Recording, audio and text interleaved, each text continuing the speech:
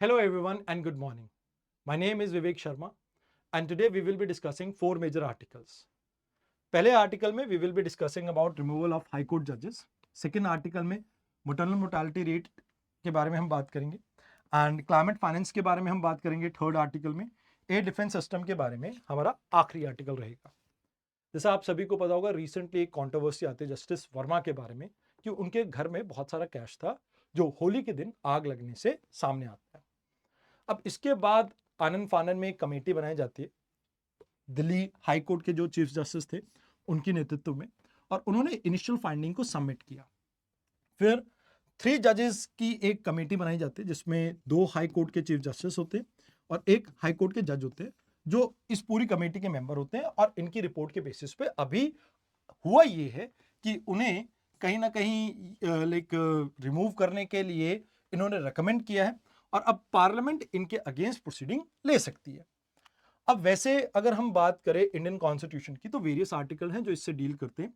जैसे आर्टिकल 217 जो directly address करता है जजेस के रिमूवल प्रोसेस को एंड आर्टिकल 218 जो है वो एप्लीकेबिलिटी के बारे में बात करता है आर्टिकल 124 के जो आपको प्रोसेस और प्रोसीजर बताता है कि कैसे एक हाई कोर्ट और सुप्रीम कोर्ट के जजेस को रिमूव किया जा सकता है. अब 2 टर्म मेंशन की जाती है प्रूफ इनकैपेसिटी जहां पर आप एक ऐसी कंडीशन को के बारे में बात करते हैं जहां पर जजेस की एबिलिटी उनकी ड्यूटी को परफॉर्म करने की लाइक पूरी तरह से पर्याप्त नहीं है. और दूसरा प्रूवन मिसबिहेवियर जहां पर कहीं ना कहीं जुडिशियल सिस्टम की जो इंटीग्रिटी है उसको उन्होंने कॉम्प्रोमाइज कर दिया हो. तो कहते हैं कि फिर रिमूवल का प्रोसेस कैसे होता है.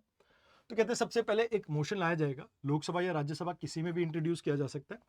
अगर लोकसभा में आता है तो 100 मेंबर्स का आपको सपोर्ट चाहिए. अगर राज्यसभा में आता है तो 50 मेंबर. फिर स्पीकर या चेयरपर्सन उसे एडमिट करते हैं मोशन को एंड इसके बाद एक 3 मेंबर की कमेटी बनाई जाती है जिसमें सुप्रीम कोर्ट के जज, चीफ जस्टिस, एक हाई कोर्ट के और एक डिस्टिंग्विश्ड जूरिस्ट आपके आते हैं. अगर ये कमेटी इन्हें गिल्टी पाती है तो उसके बाद पार्लियामेंट इसे अप्रूव कर सकती है.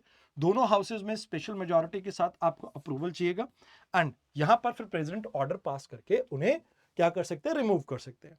अब इस पूरे इन हाउस पैनल जो बनाया गया था इसमें यह पाया गया कि भाई इनके साथ कुछ मेजर सीरियस कोई मिसकंडक्ट है जिसकी वजह से उन्हें रिजाइन करने के लिए, रिटायर होने के लिए कहा गया था. बट उन्होंने रिजाइन और रिटायर होने से मना कर दिया. तो जिसकी वजह से अब आर्टिकल 217 के अंडर ये आपका प्रोसेस रह सकता है.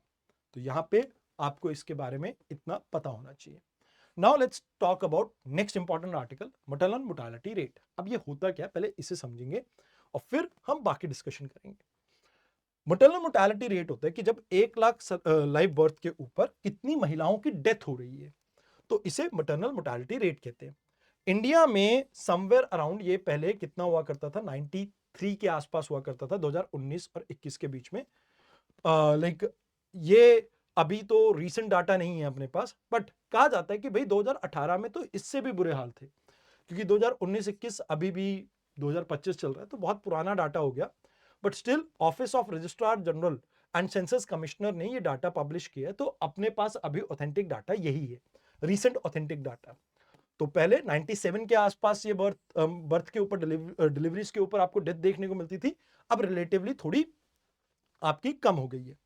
अब यहां पर अगर हम बात करें मटरनल डेथ जो एज पर WHO की डेफिनेशन है तो 42 डेज जो होते हैं आपके ऑफ टर्मिनेशन ऑफ प्रेगनेंसी इसके टाइम तक अगर किसी भी तरह की डेथ हो जाती है यानी आप ये मान के चलो प्रेगनेंसी के टाइम पे, उसके मैनेजमेंट के टाइम पे, तो उन सभी केसेस को ये मटरनल डेथ के अंदर काउंट करते हैं.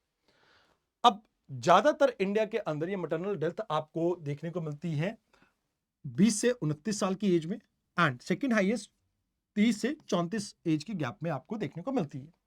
Now if we talk about India के अंदर 2017 से 19 के बीच में 103 हुआ करती थी कभी, फिर 18 से 20 के बीच में 97 और अभी फिलहाल 93 के आसपास है. तो ये डिक्लाइन कर रही है. अब यहां पे आपको समझना होगा कि क्या रीजन है जिसकी वजह से डेथ होती है.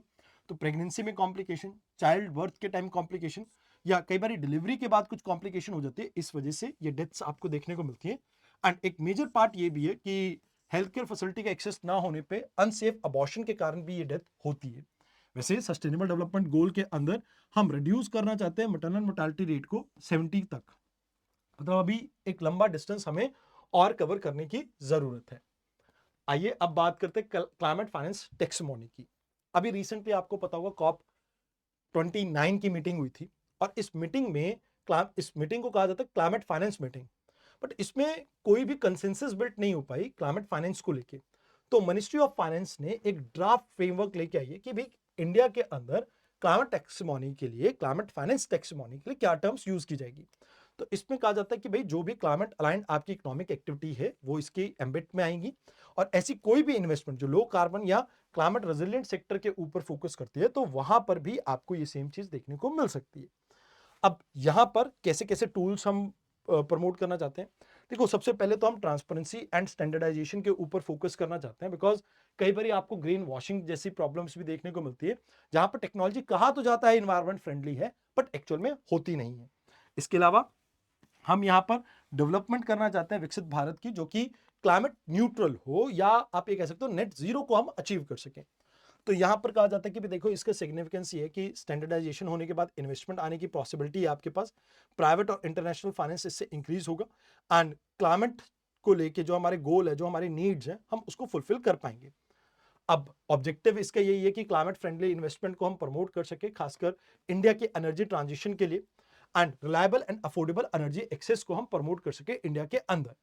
अब इसमें कैटेगरीज रखी गई है, जैसे क्लाइमेट सपोर्टिव एक्टिविटीज, जिसमें आप ग्रीन हाउस गैस के रिडक्शन के ऊपर फोकस कर रहे हैं, एंड आप सोल्यूशन फाइंड करने की कोशिश कर रहे हैं उसको लेके, लाइक अडेप्टेशन को लेके।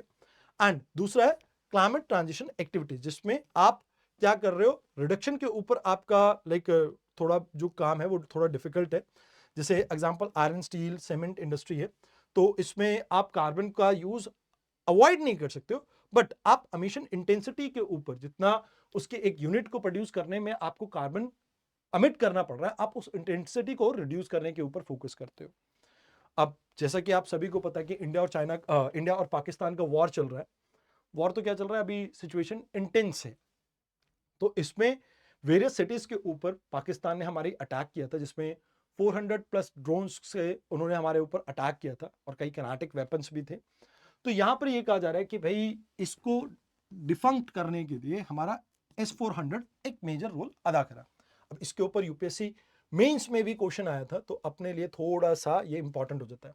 वैसे एक बात ये भी कही गई है कि हमने इनके लाहौर बेस जो आपका एयर डिफेंस सिस्टम था उसको न्यूट्रलाइज कर दिया, तो काफ़ी उससे भी अपने को फ़ायदा मिलेगा। बट अभी के लिए एयर डिफेंस सिस्टम को आप समझिए कि इसमें एक एयरक्राफ्ट होता है, एक आपका मिसाइल होता है, एक होता है ड्रोन। ये सभी तरह के एरियल थ्रेट्स जो है इसको ये डिटेक्ट कर सकता है, इंटरसेप्ट कर सकता है और न्यूट्रलाइज कर सकता है।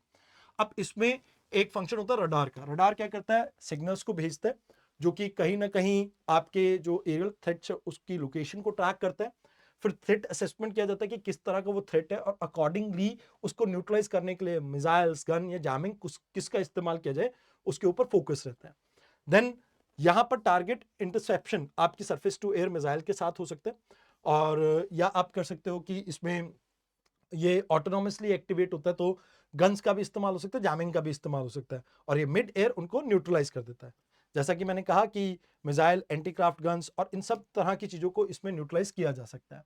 तो पहले डिटेक्शन करना, फिर उसकी ट्रेजेक्ट्री को ट्रैक करना, और फिर उसे इंटरसेप्ट करना, ये मेजर आपके लाइक स्टेप्स रहते हैं इसमें। अब इंडिया का एयर डिफेंस सिस्टम की बात करें तो S-400 जो हमने रशिया से लिया था, 400 किलोमीटर की रेंज है, 80 प्लस टारगेट्स के साथ ये एक साथ इंगेज कर सकता है किसी भी तरह के। नदर्न बॉर्डर पे हमने इसे ही डिप्लॉय कर रखा है, तो मेजर आपका एक ये आ जाता है। फिर बराक आ जाता है, बराक आपका 70 टू 100 किलोमीटर की रेंज के साथ आता है, एंड ये भी मल्टी टारगेट ट्रैकिंग के साथ आता है। एंड इसका कहाँ पर डिप्लॉयमेंट है कोई डाटा अपने पास अवेलेबल नहीं है।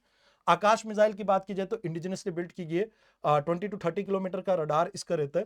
देन पिचोरा आपका सोवियत एरा का है, 35 किलोमीटर की रेंज है, इसका कोई भी कैपेबिलिटी के बारे में हमें नहीं पता है। देन इसराइल की हारूप और हारपेई, ये दो हैं आपके। ये किसी भी जैसे ड्रोन अटैक होते हैं, जैसे आपके स्वाम ड्रोन अटैक होते हैं, जिसको अभी पाकिस्तान हमारे ऊपर अटेम्प्ट कर रहा है, तो उनको काउंटर करने के लिए इसको यूज किया जाता है। अब बात यहां पे ये आती है, इसके अंदर एक और मेंशन नहीं है, दैट इज योर पृथ्वी। पृथ्वी भी आपका एक एयर डिफेंस सिस्टम है जो हमने इंडिजिनसली बिल्ड किया। तो पृथ्वी भी आप इसको याद रख सकते हो, 2001-2 में यूपीएससी ने प्रीलिम्स में उसके ऊपर क्वेश्चन पूछा हुआ है। तो नाउ आज का question, consider the following statement regarding the removal process of high court जजेस under the constitution of India. The motion to removal can only be introduced in Lok Sabha. The president can remove the judges if and only one house of the parliament passes the motion with 2/3 majority. The process applies equally on both High Court and Supreme Court judges due to Article 214, 218. तो आपने यहाँ पे बताना है which of the above statement is or are correct. तो आपके पास options हैं, आपके पास सब कुछ है, तो मेक श्योर आप इसका अटेम्प्ट करके जवाब जो है कमेंट सेक्शन में दें। आज के लिए इतना ही था, धन्यवाद।